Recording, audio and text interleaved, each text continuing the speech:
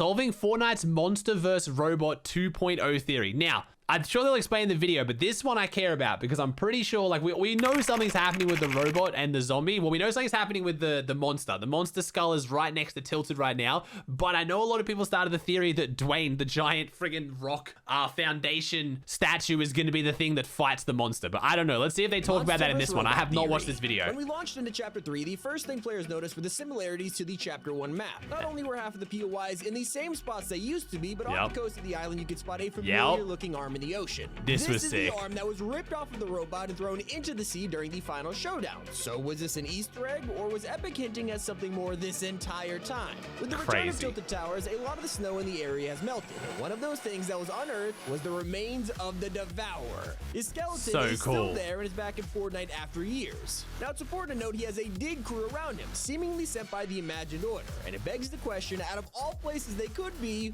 why are they here? The final showdown... You also know it's going to get dug up more and more because it's not like you can jump on it, but you can't like Spider-Man to it. Like, it's not a real object like a building, so it's definitely made to change. Like, it's gonna keep getting revealed more and more.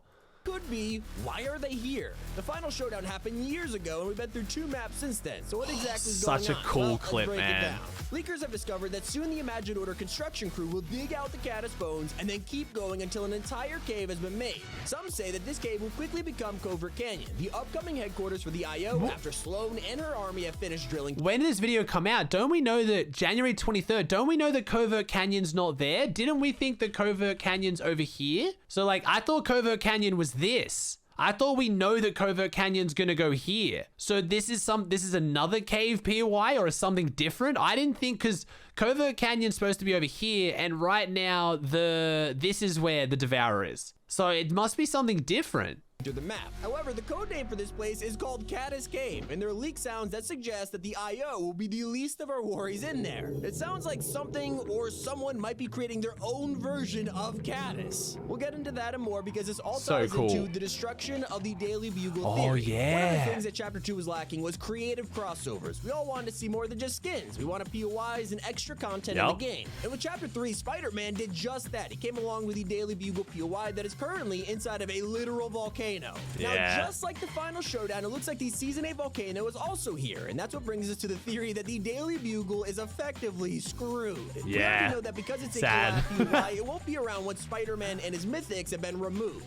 So what's gonna replace it? Well, simply connecting the dots between its location on the map and also the surrounding areas, it is extremely likely that the volcano will fully return, maybe even as soon as Season 2. Not to mention, it was this very volcano where Mecha Team Leader was originally constructed in the first place. And I mean, come on, that just can't be a coincidence, because a huge fan theory could explain Caddis, the volcano, the Seven's war plans, and a lot more. Let's break down the robot theory. So it seems like the theme of Season 1 is wartime preparations, and the next few months are going to be a build-up to one of the biggest wars that Fortnite has ever seen. Earlier, we talked about the IO and how they're building Covert Canyon. Well, leakers have discovered the Seven might just be aware of the Caddis monster plans and have their own trick up their sleeve. A new POI is going to appear in the next few weeks named Seven Workshop, but we have no idea where it is. But there's a theory that maybe this new Seven Workshop will be in the volcano, and here's why it makes a ton of sense. As we know, the Seven are missing some members, most importantly, the Paradigm. And while it's looking more and more like the Paradigm is the same person as Singularity, who originally built Mecha Team Leader from Chapter 1. We've gone over how the final showdown has reappeared this season, but what if it's bigger than we could have ever imagined?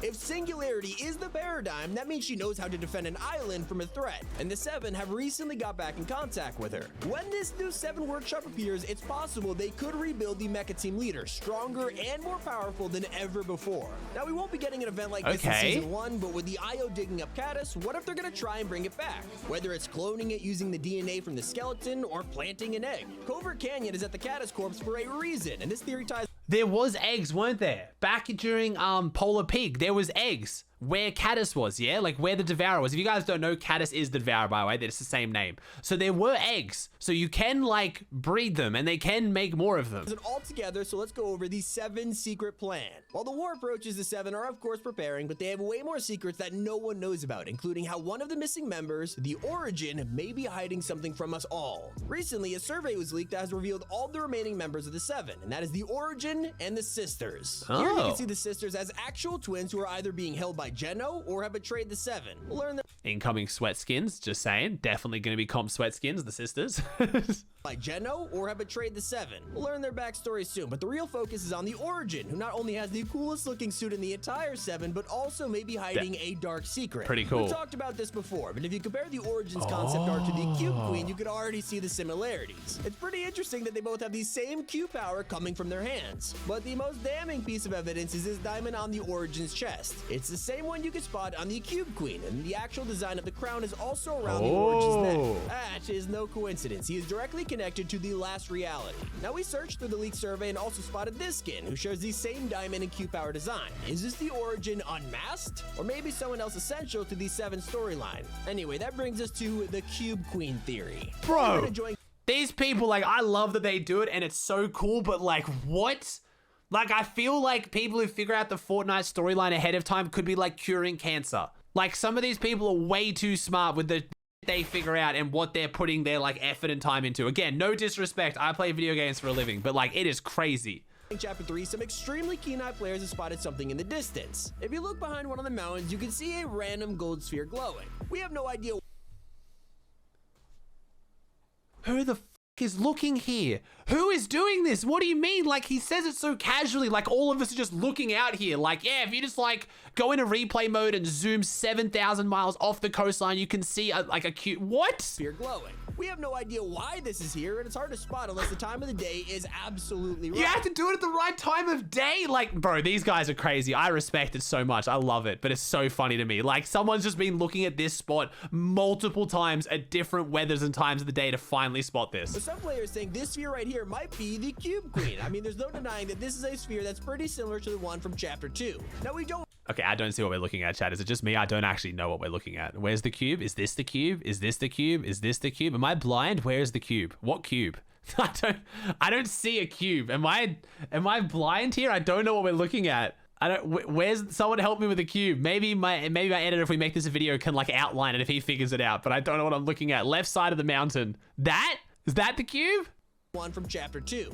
The glow. It's the glow. Like this. Like, are we talking about this tiny little thing? That. How do we even know it's a cube? That could just be a star or something. Couldn't it, like, isn't that meant to be like a star? Like, that's the star, that's the star. Why do we care so much about this extra glowy one? Surely that can't be connected. There's no way that Epic thinks this far ahead and puts this level of detail in. Unless the time of the day is absolutely right. But some players think this sphere right here might be the Cube Queen. I mean, there's no denying that this is a sphere that's pretty similar to the one from Chapter 2. You know what, actually? Yeah, okay. You know what? Like, they have clearly put some effort into, like, it being glowier, like. Now, we don't 100% know this is actually her. It might be. We never saw her die during the end event, only rifted away. And leakers in the past have claimed she'll have a big role to play in Chapter 3. True. We did have that thing off in the water that kind of exploded with a ball of light. Okay, okay. Storyline. Yet, honestly, I really don't think it is. Her return probably won't happen for a few months. And while we're on that topic, let's go over the future of Chapter 3. Okay. So there is a reality war coming, and Tabor Hill, who has been revealing leaks for years, has confirmed that Chapter 3 Season 2 will be themed around the IO vs. 7. But we also have other confirmed leaks. In previous videos, we talked about Tabor revealing that Season 2 will bring us vehicles with mounted turrets, which could mean vehicle customization is around the corner.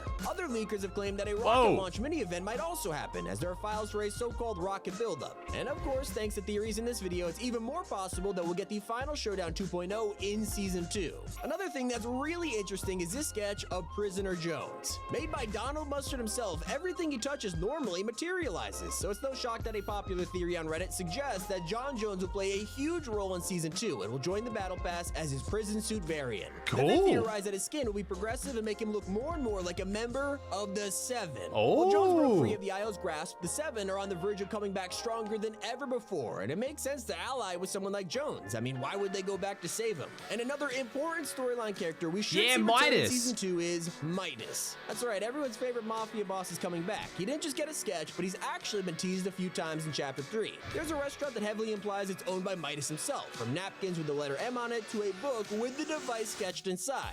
And while Chapter 3 gave us sliding as a new movement mechanic, Season 2 will add on to it with a new feature called Tactical Sprint. Yeah, we heard about this. Just like it does in Warzone, where you can run faster but put your gun in the air. And this, along with sliding, is going to change the game. And it looks like we are just getting started with the the metaverse too. Chapter 2 had a record-breaking year for collabs in video games, but Fortnite has already begun plans to outdo itself yet again. We are only a few weeks into January, and we've already discovered Epic's leaked 2022 Fortnite collabs, and they sound incredible. For starters, leakers have hacked into Fortnite and found encrypted skins that nobody was meant to see. And here's the Green Goblin, who will be arriving Green in the Goblin item looks shop sick. in the next few weeks. Oh, He's also going to sick. be an NPC at the Daily Bugle for a while and has an entire set on the way. He'll have a pumpkin bomb back bling, a pumpkin pickaxe, and as everyone was hoping for, his iconic Can we get a Goblin weapon? glider. And to spice things up, the Goblin will also get his own emote, but we are just getting started. We'll also be getting an I like to move it emote soon, and a new skin will be joining the League of Legends set. While we were all excited over Jinx, now V is coming to the game.